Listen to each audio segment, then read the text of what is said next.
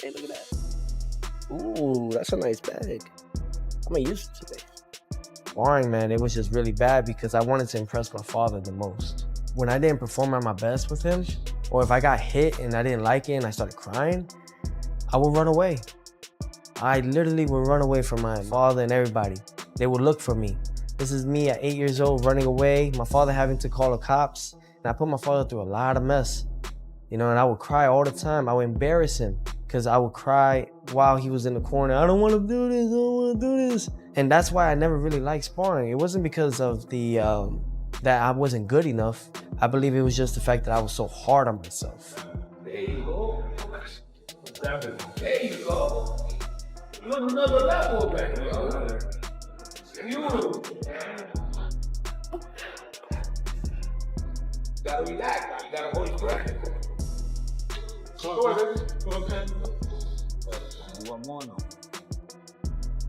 When you look closely at Teofimo Lopez's preparation for Shakur Stevenson, it's clear this camp isn't centered on pure explosiveness anymore.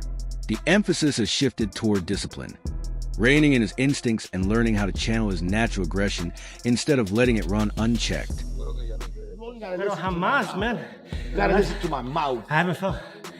You need to go to the field and live in that fucking field. Okay. Live in it. Okay. No motherfucking, no health spa, no freaking none of that shit. Okay. No health quest. I want you living in that field. That's all we need, bro. Coach ain't having it today. No, bro, because I know I see what's going on, bro. 1, 2. Can I come back with a hook? Okay. Slip, slip, slip.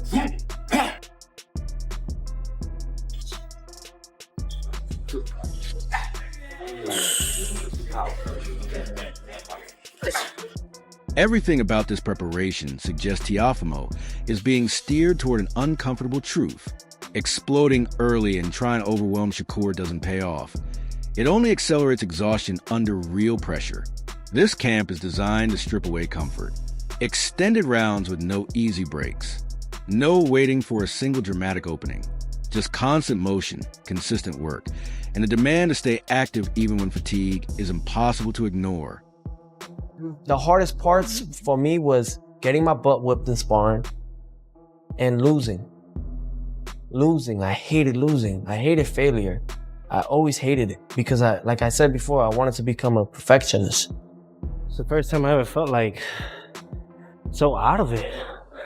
So out of shape, bro. Like, and it's crazy. We've been working, so I can't quite understand it, but coach is like, we just gotta keep running. I ain't doing enough of it, so.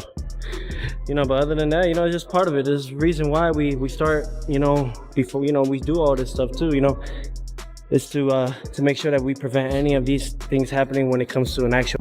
The real adjustment is breaking the old reflex. Cut the ring, throw one big shot, then pause to admire it. Against Shakur, that hesitation gets exposed immediately. This camp is about discipline. Tighter foot placement, compact punches, and layered combinations that don't scream highlight reel, but quietly tax the body. Even shots that hit arms or shoulders matter. They claim space, close exits, and chip away at rhythm. It sounds uneventful until you realize that's exactly how control is stolen round by round.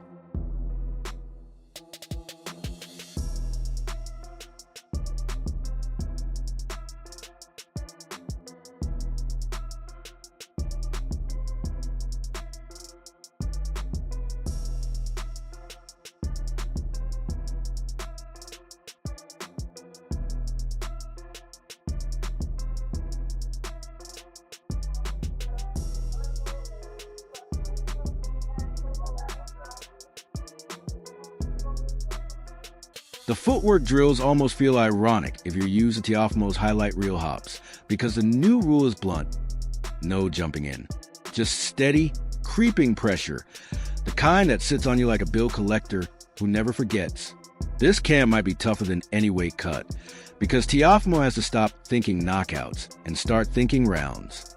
That's like asking a race car to learn patience in traffic.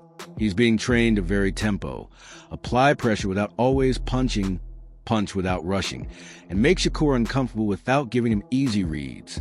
Some slips in it. Some slips. Wiggle it. Woo! Yeah. Yes, sir. Yeah. Nice. Yeah. Nice. Come on. Yeah. Come on. Come on. Yes, sir.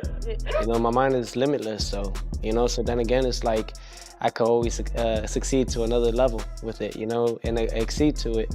So it's really just trying to just keep it going, you know, keep moving forward throughout the whole time and throughout the whole process, and mainly just have fun with it. You know, you gotta have fun with what you do. You know, I love this. You know, I haven't stopped doing what I've done because of the fact that I enjoy what I do. You know, this has been 20 years in the making.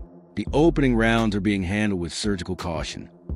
Not because Teofimo is chasing an early finish, but because confidence has to be disturbed before control can be imposed. The real question isn't whether Teofimo can hurt Shakur. It's whether he can stay composed when nothing lands clean at first. The moment he starts hunting a highlight, the fight tilts against him. But if he commits to discipline, staying awkward, patient, and relentlessly present, he gives himself a real path into the fight. 1, 2. Right hand again. Give me that right hand, baby. Give me that right hand. Don't show it. Don't show it. Okay, go. Go. Come over here. Too fast for me. Go. Over there. That's it. After breaking down the changes inside Teofimo's training camp, where his style has evolved from chasing flashy moments to applying calculated, constant pressure, Dan Rafael offers insight into why this fight goes beyond tactics and game plans.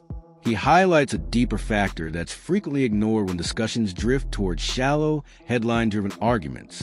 Teofimo has been a bona fide world champion in 2 divisions. He was the champion at lightweight.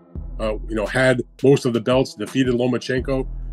He did suffer the upset loss to Kambosos. There were some physical issues there that we didn't know about going into the fight, not to make excuses for him. But regardless, he came. Teofimo has shown the ability to rise when it truly counts. He struggled to stand out after the Kambosos defeat and had uneven performances in subsequent bouts. Yet when facing Josh Taylor with high stakes on the line, he focused and performed at his best. That track record is important, as some fighters react differently when the pressure is at its peak. Even though maybe he didn't shine and scintillate maybe in some of those fights after that, when it came time to step up and take on the champ, which was Josh Taylor, he shined in that fight. So when Teofimo is matched, in a big time opponent, he's delivered, and he's done it, a number of times. At the same time, Dan pointed out something crucial about Shakur's record that often goes unnoticed. When critics grew loud, calling him boring, Shakur proved them wrong by doing exactly what they doubted he could. He stayed firm against Zepeda, controlled the center of the ring, and let a performance speak louder than any narrative. What Dan highlighted so effectively without overhyping is the irony in how these fighters are talked about. People assume they falter under pressure, but history tells a different story. When expectations are at their peak, both Shakur and Teofimo don't crumble. They adjust and rise to the occasion. Shakur Stevenson gets the job done. He has won titles from featherweight up to lightweight. When his back was against the wall, quote unquote, and everybody had big expectations. What did he do in his last fight against William Zepeda? He stood in the pocket, he fought the guy, and he won handily. He shut him out basically. He won like 10 rounds. When Dan highlighted their shared history, Top Rank, the Olympics, those early Crawford undercards, the fight suddenly felt less like a coincidence and more like an inevitable meeting. It was as if 2 parallel paths had finally converged. The point about Madison Square Garden hit especially hard, because New York doesn't hand out attention for showmanship alone. It rewards control and composure. That arena doesn't react to flashy bursts unless they're truly earned in that setting.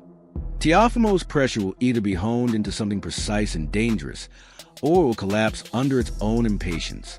Eventually catch up to each other. They're both Olympians, by the way. Teofimo he's American, but he fought for his parents' country of Honduras in that same Olympic Games. It was Shakur Stevenson winning a silver medal for the United States. I mean, they have all kinds of accomplishment. I do think they have a healthy respect for. Dan isn't peddling drama. He's presenting context. And context is powerful because it removes all excuses. No unusual venue, no travel fatigue, no novelty crowd. Just two elite fighters, 5 minutes from home, in a building where reputations are forged. While everyone debates styles, Dan quietly emphasizes that this has moved beyond tactics. It's now about credibility. Who truly owns their achievements when the lights are unforgiving? Kind of fight that belonged in America, and it didn't belong in Las Vegas. It belongs in New York City at Madison Square Garden. Teofimo is from Brooklyn. Shakur is from Newark, New Jersey, which is a 5-minute train ride from Midtown Manhattan. I mean, it's got everything you want to see. The Garden hasn't had a lot of big fights in the main arena over the last few years. The last one they had was the third fight between Katie Taylor and Serrano. But before that, it'd been, a couple years, I think, since they had a main arena fight. So this is a big time. Right after Dan framed the discussion around legacy, timing, and location, Lonnie B shifted the focus beyond the press row talking points. His perspective isn't about resumes. It's about unpredictability. Lonnie praised Shakur as near perfect, with punches snapping off seemingly without warning. While it might sound like a simple compliment, it carries weight. Flawless fighters rarely get a second chance when the unexpected strikes. We got, listen, both are extraordinary talents. Extraordinary talents. Shakur, oh my God, flawless. Don't telegraph his punches. They come right out the holster. They come right out the clip. You got Teofimo, who's extremely athletic. He reminds me of Roy Jones. You never know what he's going to do. And it's kind of hard to train for somebody like that because you don't know what Teo's going to do. I loved how Lonnie kept stressing that you never truly know which version of Teofimo will show up. Not as an excuse, but as a serious warning. Because the fighter who rose to the occasion against Josh Taylor didn't ask for permission. He simply owned the night. When Lonnie noted that Teofimo matches the level of his competition, it hit hard. Because Shakur is exactly the type of opponent who forces you to either rise or look ordinary in slow motion. Josh Taylor. Okay. Look what he did to Josh Taylor. Oh my God. I mean, just playing with him. Just hitting him with big shots. Just doing whatever he wants, styling on him. So you can never count Teo out. You can never count Teo out, man. He's, like I said, an extraordinary talent, but so is Shakur. I do think Shakur can't lay on the ropes like he do. I think Shakur he got to be a lot more active this fight. Because once you let Teo get in this groove, he's a hard train to stop, man. And he's athletic. You never know What really stood out was Lonnie refusing to pick a favorite, calling it a coin flip. Not because he's uncertain, but because he sees this as a battle of will cleverly disguised as skill. He put it plainly, this isn't about who looks better on paper. Technically, it's about who carries that I'm not losing tonight mindset. The kind of mentality you see in legends like Jordan or Kobe. And I get it, both fighters are elite, both exceptional, but only one will truly impose their will when a room gets tense. You can prepare all you want, but when that bell rings, someone's identity is tested in real time. That's why Lonnie didn't hesitate at a 50-50 call. It wasn't indecision.